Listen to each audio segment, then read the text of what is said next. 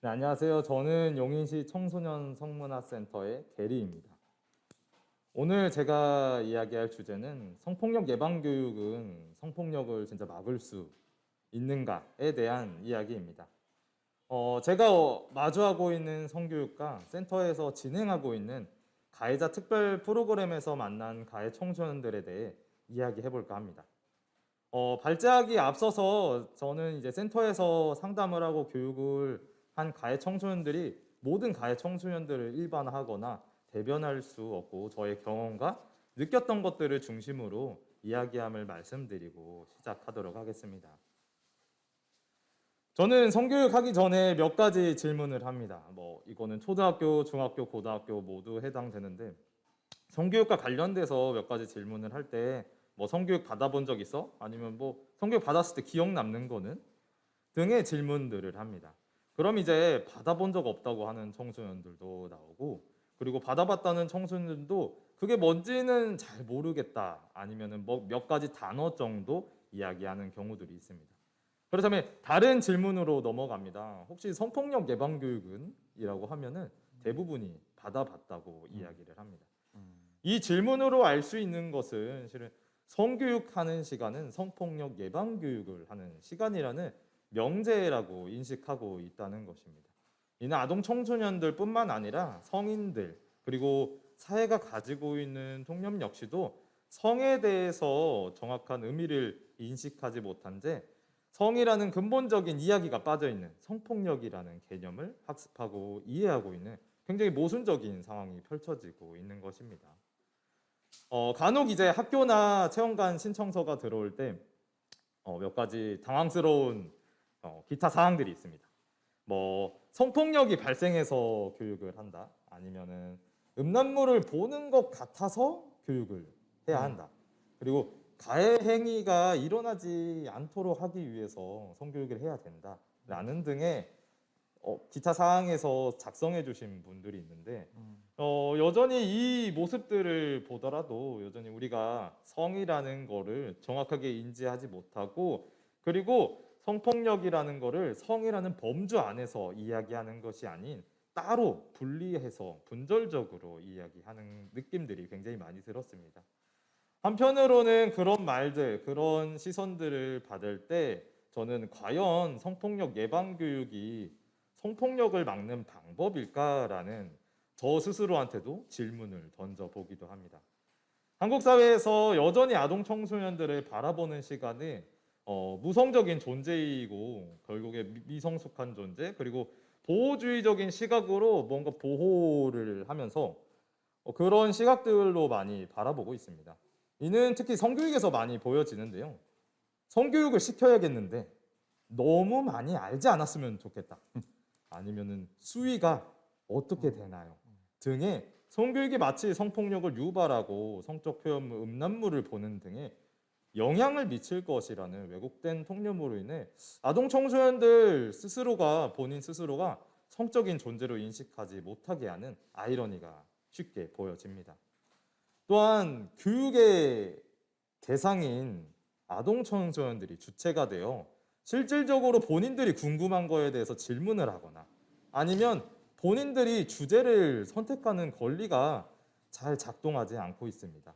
대부분 교육기관이나 이제 보호자들의 요구 사항에 따라서 본인들이 무슨 교육을 받는지도 본인들이 무슨 내용으로 교육을 받는지도 모른 채 교육을 받는 현실이기도 합니다. 결국에 이는 우리들이 의문을 가져야 되고 도대체 누가 교육의 대상이기도 하고 누가 교육의 주체여야 하는지에 대해서 의문을 제기해야 할 것입니다. 아동 청소년들에게 성이라는 단어를 설명할 때 저는 가장 간단하게 나에 대해서 배우고 대화하는 것이라고 이야기합니다. 그렇기 때문에 내가 어떻게 태어나는지 몸의 변화라든지 내 아이의 감정이라든지 생각이라든지 관계 그리고 내 주변에 있는 모든 다양성들을 포괄적인 내용들이 성이라는 단어 안에 포괄적으로 담겨 있음에도 불구하고 나에 대해서 질문하지 않고 그 다음에 우리들은 분절적으로 계속 사춘기 교육이라든지 아니면은 경계 존중이라든지 분전적인 교육들이 이루어지고 있습니다. 우리는 내가 나라고 인식할 수 있는 이유는 수많은 타인들이 존재하기 때문입니다. 결국 나에 대해서 알기 위해서는 타인과의 관계, 그리고 교차되고 있는 권력들, 모두가 가지고 있는 권리 등 복합적이고 포괄적인 체계와 구조 속에서 성이라는 개념을 이해할 수 있어야 되는데, 이 성이라는 개념을 이해하게 되면은 성평등을 이해하고 인권을 배우는 핵심적인 과정의 한 부분이기도 합니다. 이는 다양한 나와 타인의 관계를 맺고 결국에는 대화할 수 있는 교육이라고 생각합니다.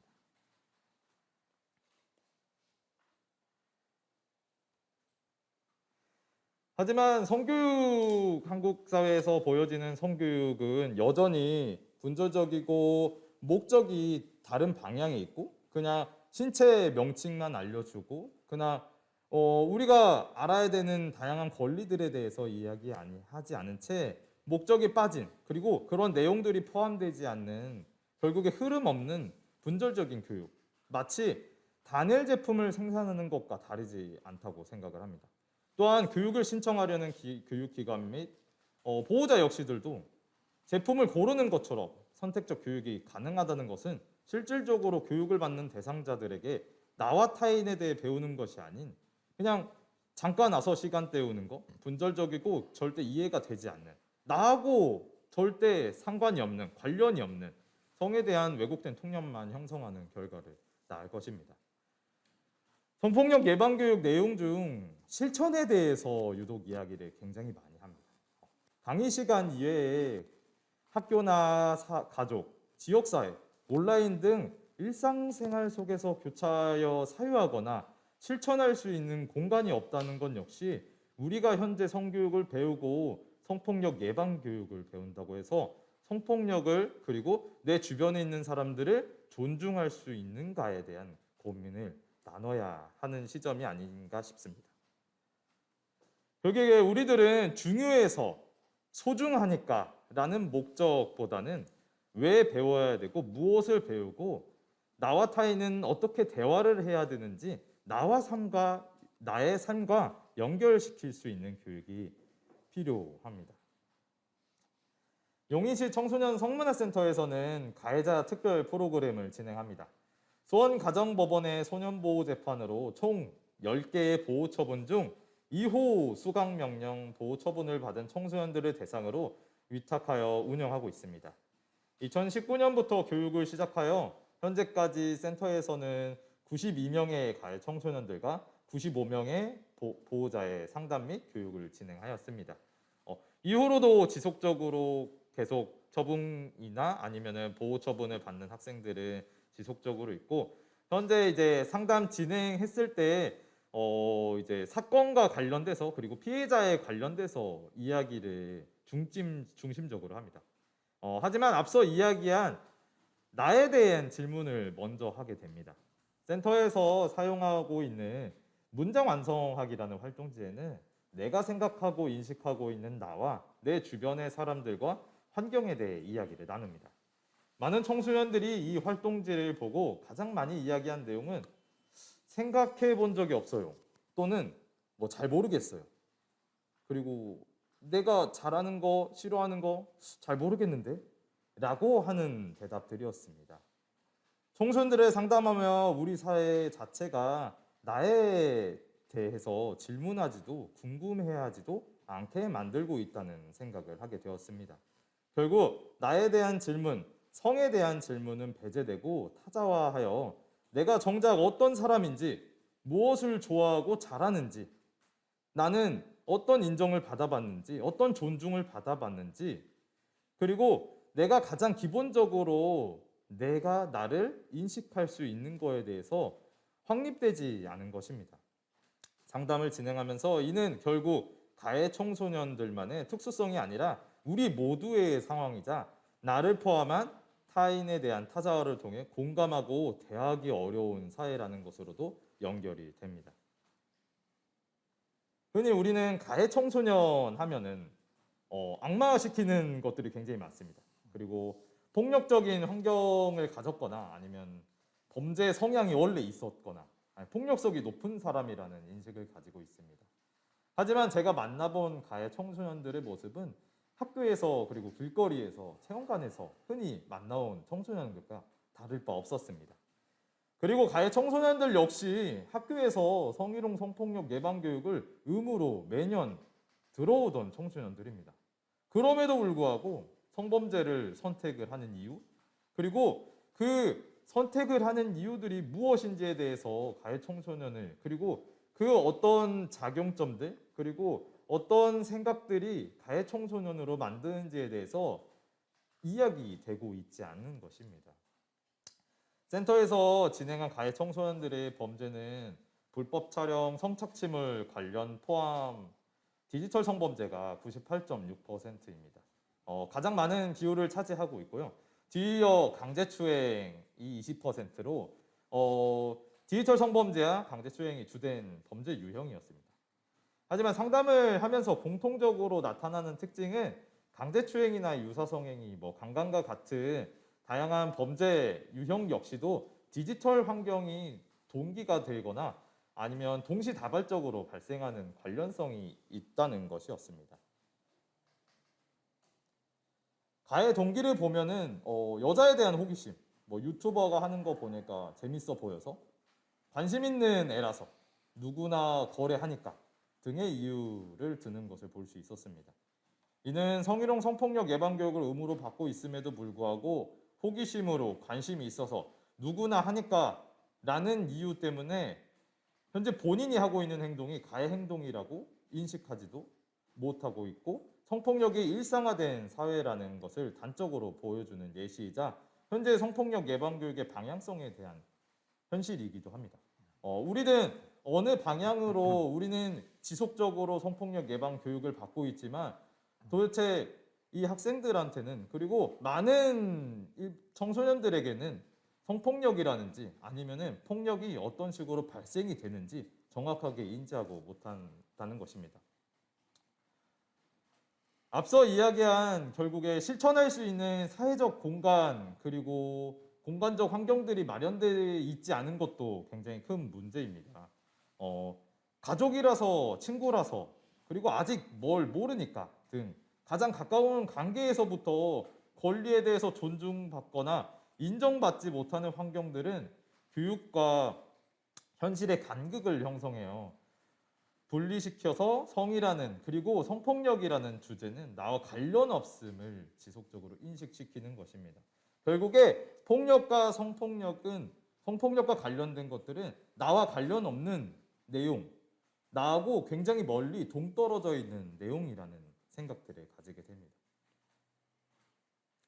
가해 청소년과 보호자들의 상담 사례들을 보면 대부분이 이제 자녀이니까 아직 뭘 몰라서 더 잘해야 되니까 등 가부장제적인 위계 구조를 통해서 성적 주체로서의 청소년을 인정하지 않고 정말 원하는 것에 그리고 관심 있는 것에 질문하거나 그거를 인정해주지 않는 모습들을 보았습니다.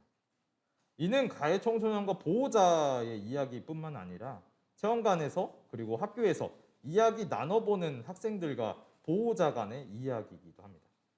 오늘 제가 오전에 교육을 하고 왔는데 그 오전에 했던 그 청소년들도 그런 이야기들을 했습니다.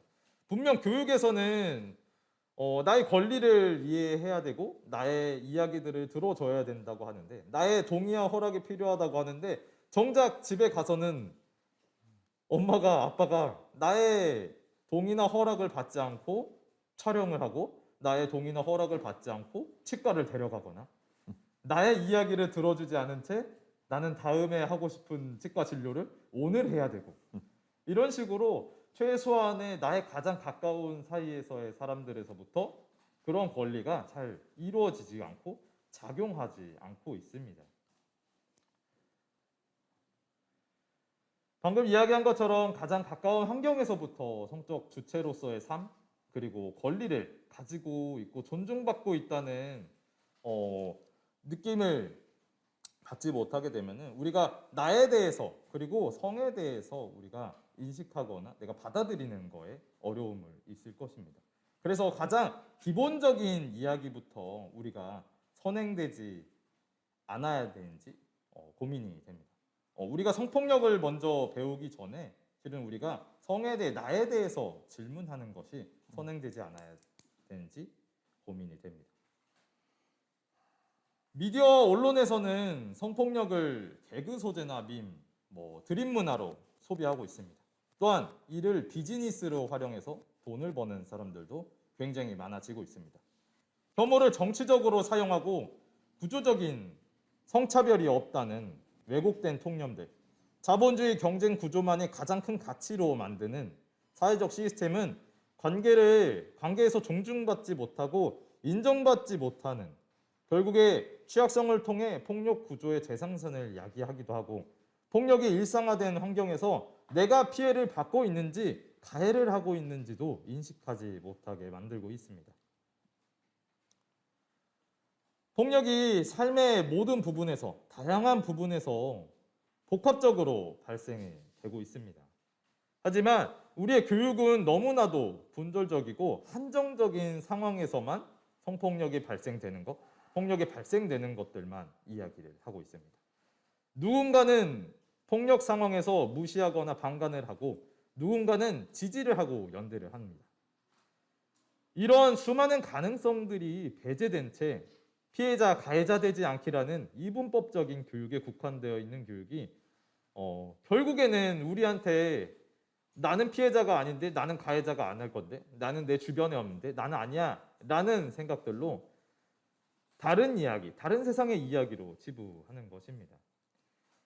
결국 피해자, 가해자 되지 않기 위해 서로를 단절시키고 결국에 분리시키는, 공감하지 못하고 나와 관계없다는 무관심으로 만드는 성폭력 예방이 정말 폭력을 예방할 수 있는지, 이 폭력 구조를 우리가 무너뜨릴 수 있는지, 균열을 낼 수 있는지에 대해서 우리 모두가 고민해 봐야 하는 상황입니다. 그렇기 때문에 나와 관련돼 있음을, 그리고 나와 내 가족이, 내 친구들이, 우리 모두가 지금 현재 이야기를 나눠야 되는, 그리고 아동 청소년뿐만 아니고 어른들도, 그리고 사회에 있는 모든 지역사회, 그리고 집단, 국가 자체가 이러한 교육과 환경들을 필요로 하고 만들어내야 할 것입니다. 항상 성폭력 예방 교육을 학생들이 많이 들어오면서 성폭력으로부터 먼저 성교육을 접하는 경우들을 많이 볼 수 있습니다. 하지만 성폭력으로부터 접근하게 되면은 아까 말씀드린 것처럼 결국에 피해자, 가해자 되지 않기, 이분법적인 사고 때문에, 구조 때문에 그러면은 다른 친구하고의 관계를 어렵게 만들고, 더욱더 어렵게 만들고, 타인을 존중하거나 공감하는 능력에서 되게 어려움을 가질 수밖에 없습니다. 그렇기 때문에 우리가 성폭력으로의 접근이 아니고 실은 존중에서부터 접근을 해야 하지 않나 싶습니다. 많은 사람들이 그렇습니다. 그러면은 존중이라고 하는 거는 너무 원론적이기도 하고 너무 쉽게 말하는 거 아니냐라고 이야기할 수 있겠지만, 실은 그 가장 쉽게 이야기할 수 있고 가장 기본이 될 수 있는 존중마저도 우리가 제대로 지켜지고 있는지, 제대로 작동하고 있는지에 대해서 의문을 품어야 할 것입니다. 우리가 가장 많이 이야기하는 것 중에서 타인에게 질문을 하는 것입니다. 허락과 동의, 그 다음에 경계를 지키기 위해서는 우리가 물어보라고 이야기를 합니다. 하지만 우리가 물어보고 상대방의 대답을 듣고 상대방에 따라서 내가 행동할 수 있는 것들, 아동 청소년뿐만 아니고 성인들도 잘 이루어지고 있지 않습니다. 아동 청소년들은 결국에 교육이 끝난 이후에 친구들 사이에서, 가족들 사이에서 이러한 모습들이 되게 모순적으로, 그리고 다르게 보일 수밖에 없습니다. 나는 이렇게 배웠는데 왜 우리 엄마는, 우리 아빠는? 그리고 왜 우리 주변에 있는 어른들은, 왜 우리 선생님은 왜 나한테 안 물어보지? 왜 나를 존중해주지 않지? 가장 기본적이고 가장 근본적인 이유에서부터가 잘 이루어지고 있지 않다는 것입니다. 결국에 우리가 성폭력 예방 교육에서 성폭력을 정말 균열을 내고 성폭력 구조를 없애고 싶다는 것은 결국에 우리가 나를 포함한 타인, 그리고 우리 모두에 대해서 이해를 하고 인식을 해야 합니다. 우리가 나에 대한 질문은 우리 사회에서 굉장히 터부시되는 질문이기도 합니다.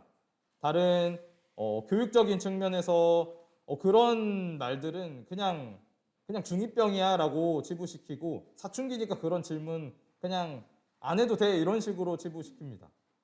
하지만 우리들이 가장 근본적으로 나에 대해서 알아야 하는데 실은 본인이 본인에 대해서 모른다는 거는 본인도 모르지만 타인도 모를 수밖에 없습니다. 그래서 나와 타인 모두가 연결되어 있음을 그리고 분절적인 것이 아닌 상호 연결되어 있음을 그리고 성평등과 인권의 시작점으로서 성교육이 꼭 필요하다고 생각합니다. 네, 발제 여기서 마치도록 하겠습니다. 감사합니다.